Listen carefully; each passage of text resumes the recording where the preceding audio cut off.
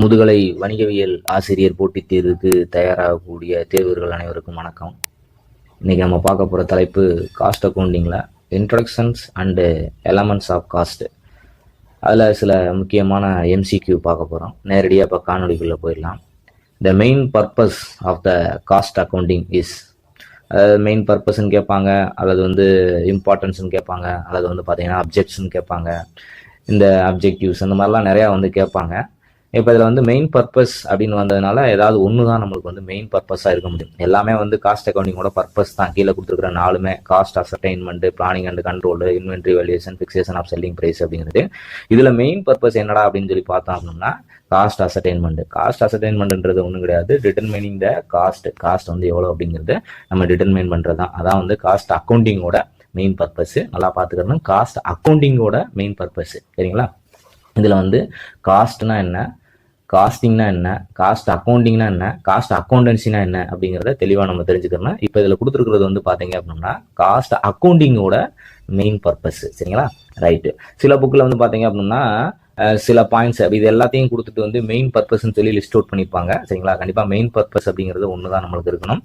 அப்படி பார்க்கும்போது காஸ்ட் அசர்டைன்மெண்ட் அப்படிங்கிறது சரியான விடை. அடுத்த கொஸ்டின் நம்பர் 2.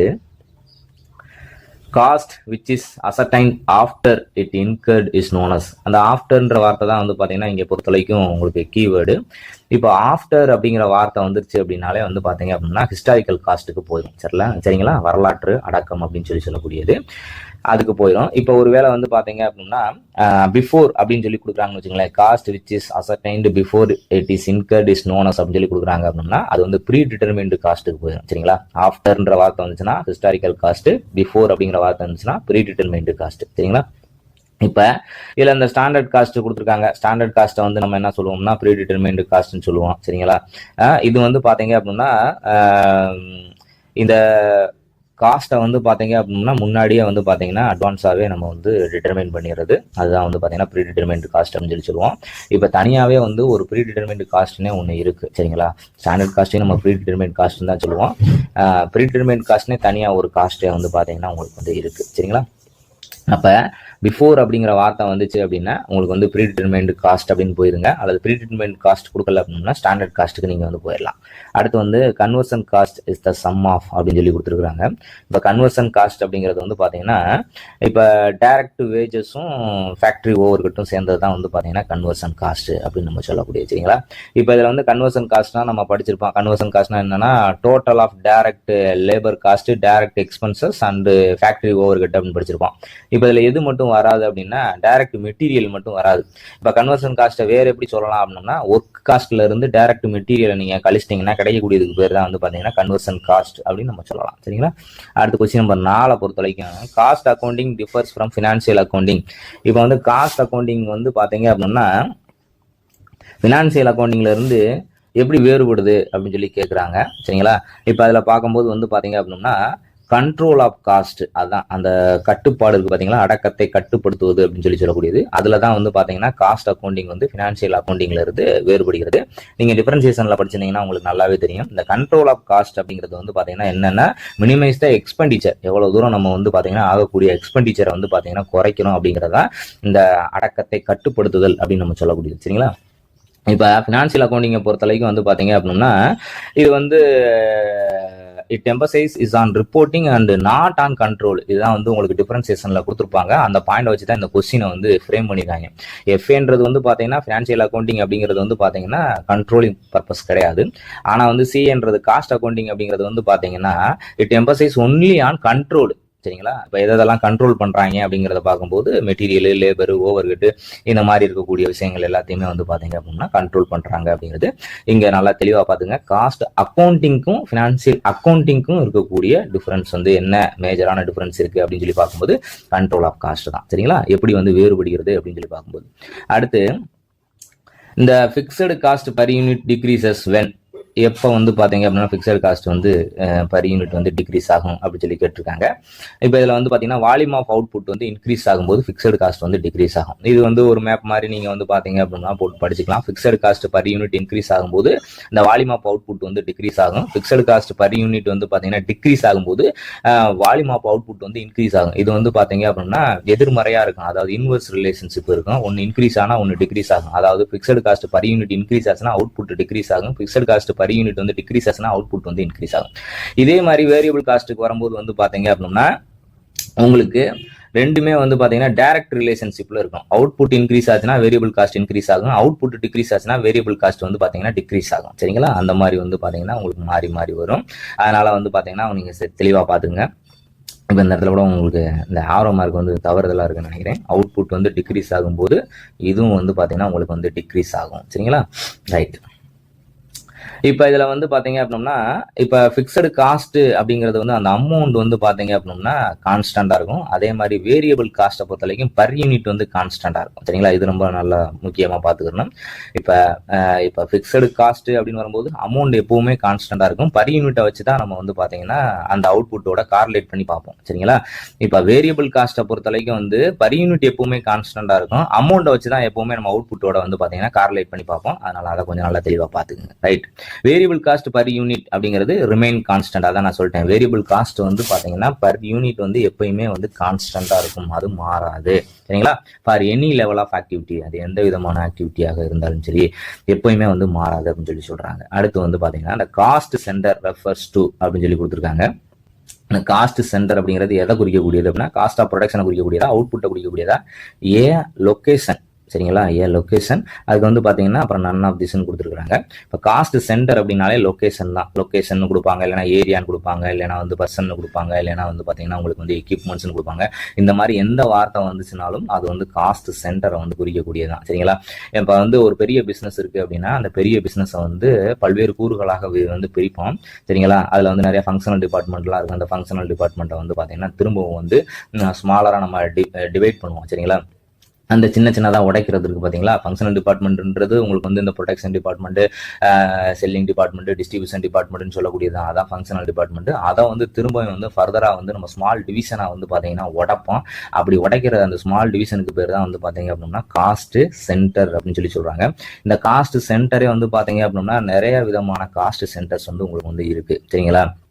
அந்த டைப்ஸ் வந்து இருக்கு. Production cost centre, service cost centre, personal cost centre, impersonal cost centre, operational cost centre, process cost centre அப்படின்னு சொல்லிட்டு நிறைய காஸ்ட் சென்டர் வந்து பாத்தீங்க அப்படின்னா டைப்ஸ்ல வந்து கொடுத்துருப்பாங்க. இது அப்படியே லைட்டா நீங்க வந்து ஒரு தடவை வந்து வெரிஃபை பண்ணி பாத்துக்கோங்க.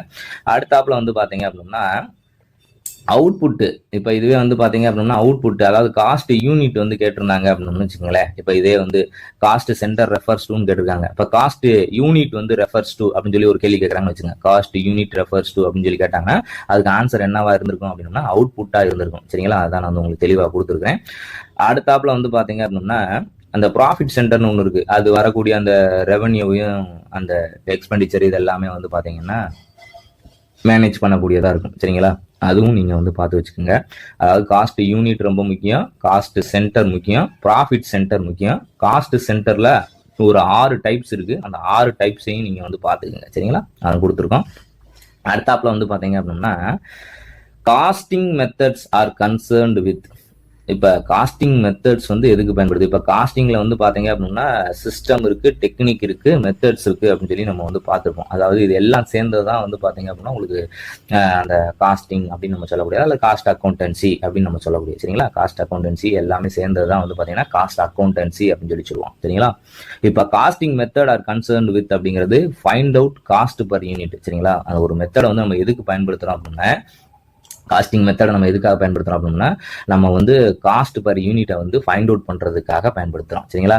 இப்போ இதுல வந்து இந்த மெத்தட்ஸ்ல வந்து உங்களுக்கு பாத்தீங்கன்னா நிறைய விதமான மெத்தட்ஸ் வந்து இருக்கும். ஜாப் காஸ்டிங் அப்படிங்கிறது, கான்ட்ராக்ட் காஸ்டிங்கிறது, பேட்ச் காஸ்டிங்கிறது, ப்ராசஸ் காஸ்டிங்கிறது, யூனிட் காஸ்டிங்கிறது, ஆப்ரேஷன் காஸ்டிங்கிறது, அதுக்கப்புறம் வந்து ஆப்ரேட்டிங் காஸ்டிங்கிறது, மல்டிபிள் காஸ்டிங், இது மாதிரி நிறைய மெத்தட்ஸ் வந்து இருக்கு காஸ்டிங் மெத்தட்ஸ். அதே மாதிரி டெக்னிக்ஸும் வந்து பாத்தீங்கன்னா நிறைய வந்து டெக்னிக்ஸ் வந்து இருக்கு. Historical costing, direct costing, absorption costing, uniform costing, marginal costing, standard costing அப்படின்னு சொல்லிட்டு சிஸ்டமும் சில இது கொடுத்துருப்பாங்க. சரிங்களா? நீங்க இது ரெண்டையும் பார்த்துக்கிட்டீங்கன்னா சிஸ்டம் வந்து அதை வந்து இது பண்ணிக்கலாம், ஈஸியா வந்து நம்ம வந்து எழுதிக்கலாம். அடுத்தாப்புல வந்து பாத்தீங்கன்னா ideal costing system request to பாத்தீங்களா? இப்ப இதுல கொடுத்துருக்காங்க பாத்தீங்கன்னா ஐடியல் காஸ்டிங் சிஸ்டம் ரெக்யூஷன். இது எதை சொல்லுதுன்னா சிம்பிளிசிட்டி, ஃபிளெக்சிபிலிட்டி, கம்பேரபிலிட்டி அப்படின்றப்ப ஆல் ஆஃப் திஸ் இதான் வந்து ஆன்சரு. சரிங்களா? 9க்கு வந்து டி ஆன்சரு. அடுத்த கொஸ்டின் நம்பர் 10க்கு வந்து பாத்தீங்கன்னா when money deposited in a bank in withdrawn and put to on alternative use. இந்த alternative அப்படிங்கிற வார்த்தை வந்துருச்சுன்னு வச்சுக்கோங்களேன், இதை வச்சுக்கலாம் நீங்க ஈஸியா. the loss of interest on deposit is called. இந்த alternative அப்படிங்கிற வார்த்தை வந்துச்சுனாலே அதுக்கு பேர் வந்து ஆப்பர்ச்சுனிட்டி காஸ்ட் தான். சரிங்களா?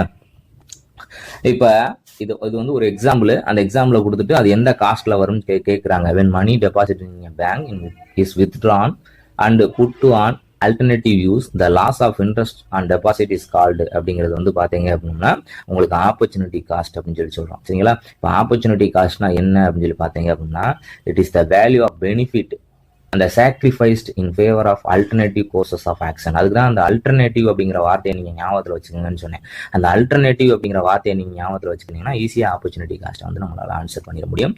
அடுத்து வந்து ஓவர் ஹெட்ஸ் இன்க்ளூட்ஸ் அப்படின்னு சொல்லி கொடுத்துருக்காங்க. இன்டைரக்ட் மெட்டீரியல் மட்டும் வருமா, இல்ல இன்டைரக்ட் லேபர் மட்டும் வருமா, இல்ல இன்டைரக்ட் எக்ஸ்பென்சஸ் மட்டும் வருமா அப்படின்னு சொல்லி கொடுத்துருக்காங்க. நம்மளுக்கு ஆல்ரெடியா நம்ம படிச்சிருப்போம் all indirects are overhead அப்படின்னு சொல்லி படிச்சிருப்போம். அப்ப வந்து இதுக்கு வந்து 11க்கு வந்து டி ஆன்சர். சரிங்களா? All of this. சரிங்களா? அடுத்தாப்புல வந்து பாத்தீங்கன்னா ஆல் டைரக்ட்ஸ் ஆஃப் வேரியபிள்னு படிச்சிருப்போம், all indirects of overheads அப்படின்னு சொல்லி படிச்சிருப்போம். அதை நல்லா பாத்துக்கோங்க. ரைட்டா? அடுத்தாப்புல வந்து எக்ஸாம்பிள் ஆஃப் வேரியபிள் காஸ்ட் அப்படின்னு சொல்லி சொல்லக்கூடியது. வேரியபிள் காஸ்ட்னால எப்பவுமே வந்து பாத்தீங்கன்னா கண்ட்ரோலபிளா இருக்கும். அது கண்ட்ரோலபிள் காஸ்ட் அப்படின்னு நம்ம சொல்லுவோம். அது வந்து பாத்துங்க பிக்சடு காஸ்ட் அப்படிங்கிறது வந்து அன்கண்ட்ரோலபிள் காஸ்ட் அப்படின்னு சொல்லி சொல்லக்கூடியது. இப்போ இங்க வந்து அந்த வேரியபிள் காஸ்ட்டுக்கு என்ன எக்ஸாம்பிள் கொடுக்கலாம் அப்படின்னு சொல்லி கொடுத்துருக்காங்க. டிப்ரிசியேஷனா, மேனேஜர் சேலரியா, இன்சூரன்ஸ் ஆன் மிஷினரியா, லேபரா அப்படின்னு சொல்லி கொடுத்துருக்காங்க. அதாவது லேபர் காஸ்ட்னு சொல்லி கொடுத்துருக்காங்க. இப்போ இதை பொறுத்தளவுக்கு வந்து பாத்தீங்கன்னா வேரியபிள் காஸ்ட்டுக்கு வந்து பர்ஃபெக்ட் எக்ஸாம்பிள் வந்து லேபர் காஸ்ட் தான். சரிங்களா? லேபர் காஸ்ட், அதாவது லேபர் காஸ்ட் வந்து டைரக்ட் லேபர் அப்படின்னு தான் அர்த்தம். சரிங்களா? லேபர் காஸ்ட் அதாவது direct material, direct labour, direct expenses, இது எல்லாமே all directs of variable cost அப்படின்னு நம்ம படிச்சிருப்போம். அப்போ இதுல சூட்டபிளா இருக்கிறது வந்து லேபர் காஸ்ட் தான். செல்லிங் கமிஷன் வந்து பாத்தீங்க அப்படின்னா இன்னும் நிறைய விஷயங்கள் வந்து இதுல தான் வரும், வேரியபிள் காஸ்ட்குள்ள வரும். இந்த டிப்ரிசியேஷன் எங்க வரும் அப்படின்னு சொல்லி பாத்தீங்க அப்படின்னா semi fixed or semi variable காஸ்ட்ல வரும். ஏன்னா நம்ம வந்து சில சமயங்கள்ல வந்து டிப்ரிசியேஷன் அப்படிங்கிறத வந்து பாத்தீங்க அப்படின்னா நம்ம செமி வேரியபிள் அப்படின்னு படிச்சுட்டு போயிடுவோம். அது வந்து ஒன்று வந்து செமி வேரியபிளா இருக்கணும், இல்லைன்னா செமி ஃபிக்ஸடா இருக்கும். சரிங்களா? அடுத்தாப்புல வந்து பாத்தீங்க அப்படின்னா இப்ப வேற என்னென்னலாம் இருக்கு இந்த semi fixed or semi variable காஸ்ட்டுக்கு வேற என்னெல்லாம் உதாரணம் நம்ம சொல்லலாம் அப்படின்னா டிப்ரிசியேஷன் சொல்லலாம். அதுக்கப்புறம் வந்து பாத்தீங்கன்னா டெலிஃபோன் எக்ஸ்பென்சஸ் சொல்லலாம், எலக்ட்ரிசிட்டி எக்ஸ்பென்சஸ் சொல்லலாம், ரிப்பேர் அண்ட் மெயின்டெனன்ஸ், இது மாதிரி நிறைய இருக்கு.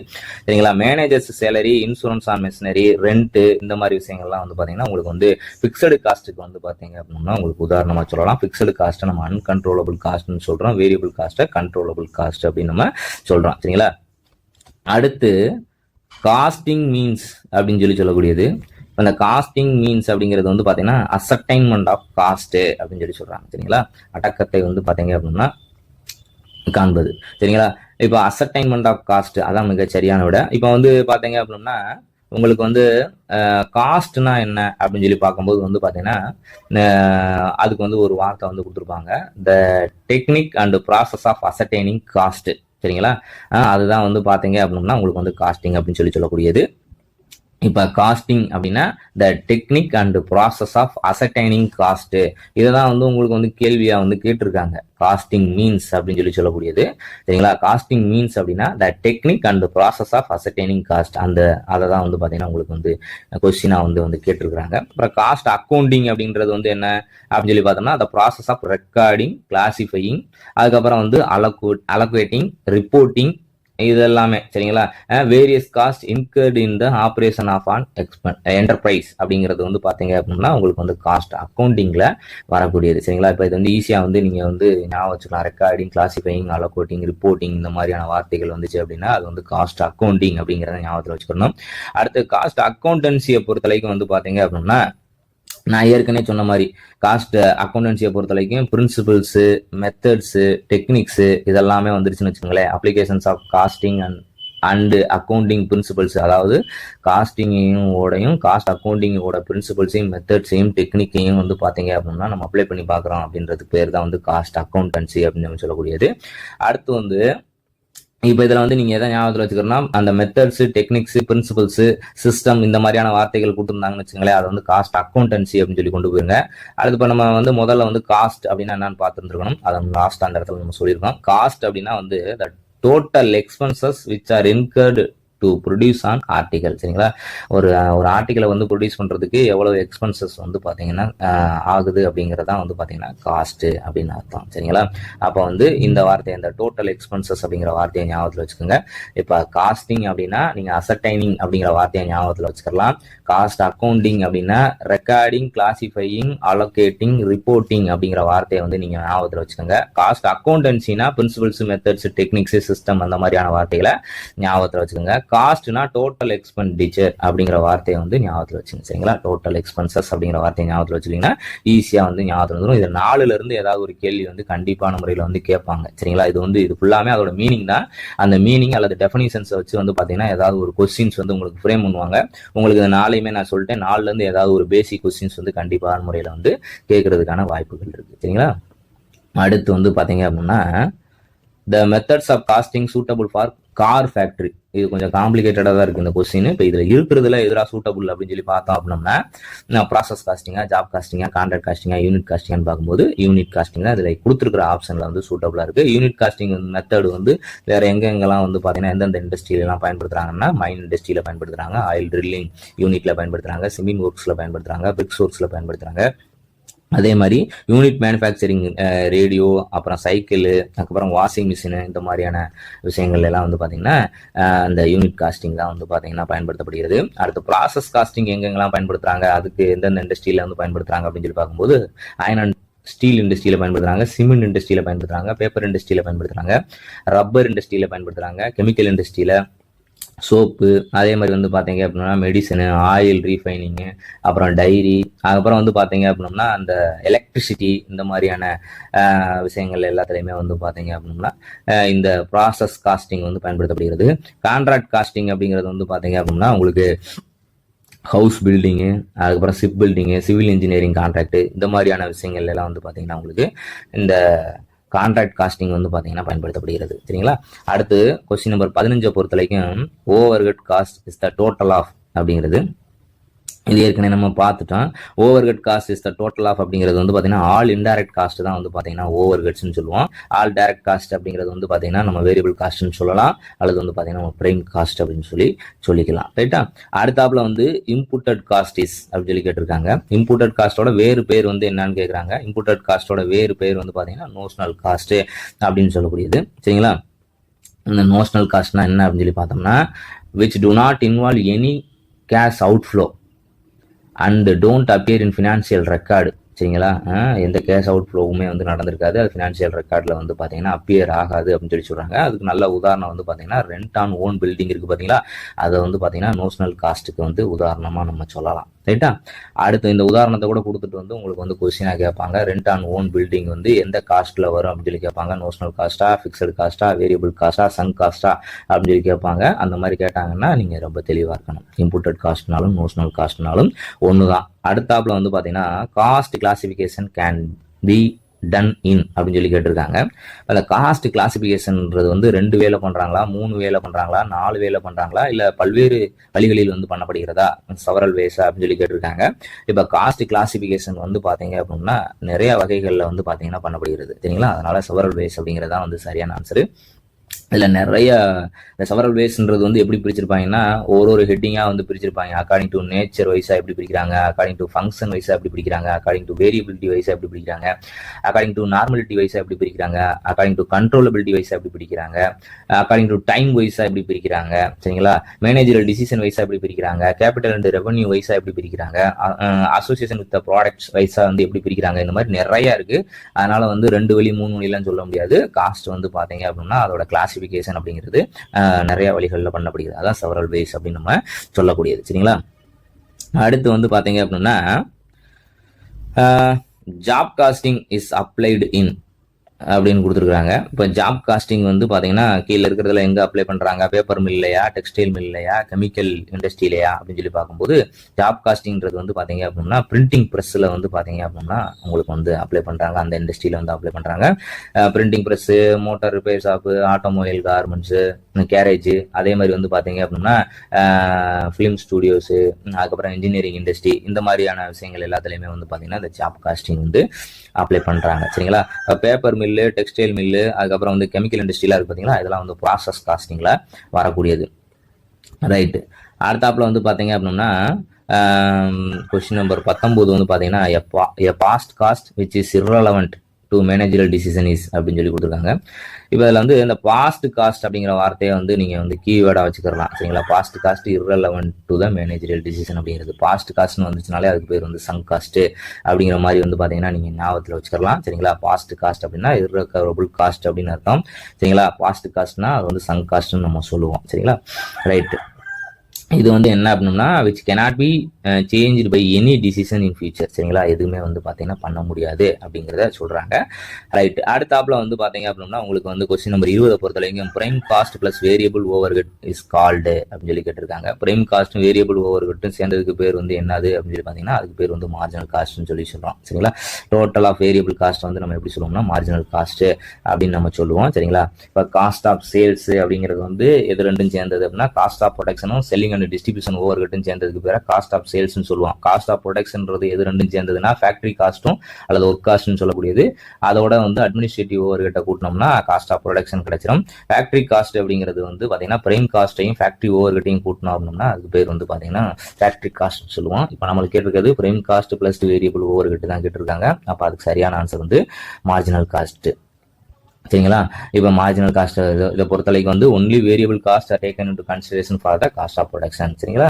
அதுதான் வந்து பார்த்தீங்கன்னா இங்கே சொல்லியிருப்பாங்க. அடுத்த காணொளியில் சந்திக்கிறேன். நன்றி. சில விஷயங்கள் வந்து நம்ம டிஸ்கஸ் பண்ணாமல் போயிருப்போம். ஆனால் வந்து அதுக்குரிய நோட்ஸ் வந்து இதுக்குள்ளே இருக்கும். நீங்கள் கொஞ்சம் அதை பார்த்துக்குங்க, தெளிவாக வந்து மார்க் பண்ணி வச்சுக்கோங்க. நன்றி.